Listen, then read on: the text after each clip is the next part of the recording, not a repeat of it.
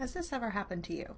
You wrote a paper you were proud of. You did research, gathered evidence, and developed a strong argument with good data to back it up. But when you turn it in, you lose points because you didn't cite your sources. Scholarly and academic writing doesn't happen in a vacuum. Any new article or paper written, whether by a student in an English 111 course or a scholar with a PhD, contributes to a wider scholarly conversation about the topic being studied. Citations are an important part of academic writing because they are the way that we attribute the sources of the research we're building on when creating arguments and conducting new research of our own.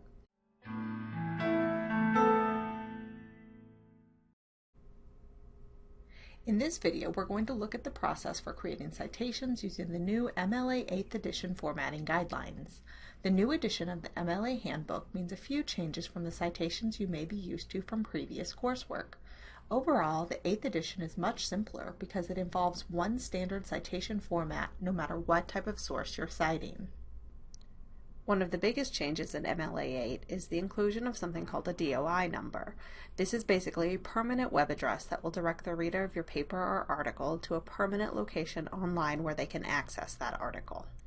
I can plug this DOI into the address bar of my browser and I'll be taken to the article's home location at the website for the publishing journal. So let's talk about building a citation with MLA 8. As mentioned earlier, the biggest overall change to the style is that every citation follows the same structure instead of using a unique structure for each type of resource.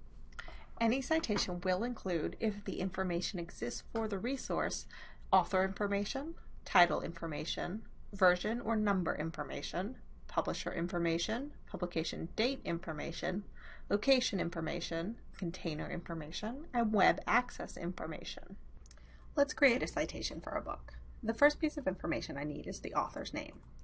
I'm going to type the author's name, last name, comma, first name, period. The next piece of information I need to locate is the title. I'm going to type this title in italics because it is a complete work. I'm also going to capitalize the first letter of each word, with the exception of articles like an or the, and conjunctions like but or and.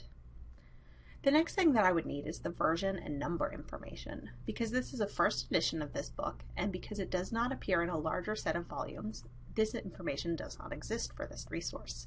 That means the next piece of information I need is the publisher information. The next thing that I'm going to look for is the publication date, which is 2007.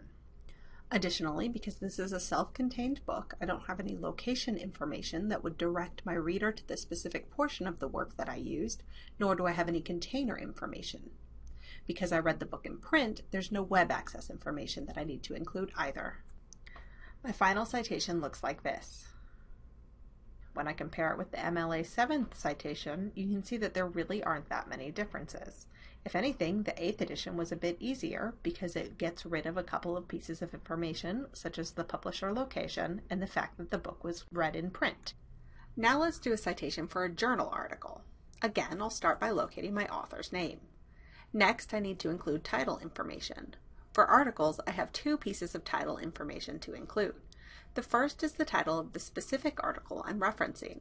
I'll put this in quote marks instead of italics because it is the title of a short work contained within a larger work. Next, I'll include my journal title. Since this is the larger work that contains my article, I will italicize this title. I will end this section of my citation with a comma instead of a period because the next few pieces of information refer specifically to this piece. I'll need to include the version and number information so that my readers can find the exact issue that my article appeared in. In this case, I'll be including both a volume and issue number. Publisher information is implied by the journal title, so my next piece of information is the publication date. Finally, the last piece of information a reader would need to locate this article within the journal is the location information, in this case, the page numbers. Next, I need to tell my readers how they can locate this journal and article since I accessed it via the web. First, I'll include the container information, which tells my reader the platform that they can use to find the article. In this case, it's a library database. Next, I'll include a DOI number so that they can find my article even if they don't have access to ProQuest Central. My final citation looks like this.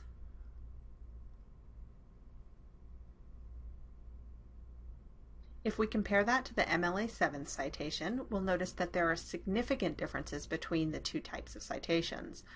All my number information has been labeled. My punctuation has been streamlined to include only commas and periods. And my web access information has been changed completely. Now, instead of the fairly useless indicator web, my reader knows exactly what platform they can use to find my article and the permanent address they can use if they don't have access to that database.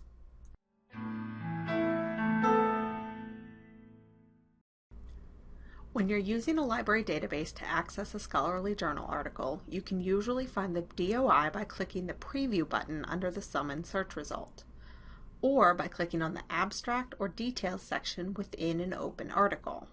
Some articles, especially older ones, may not have a DOI. If this is the case, the MLA handbook suggests using the URL without the HTTP information. If you cannot find a DOI, do not simply copy the URL that appears in the address bar of your browser.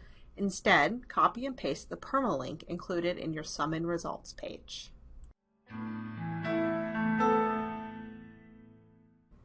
Some library resources include an option to use a database-generated citation. Most of these resources have been updated to include MLA 8 citations, but not all, so be sure to check for that before proceeding to use these tools.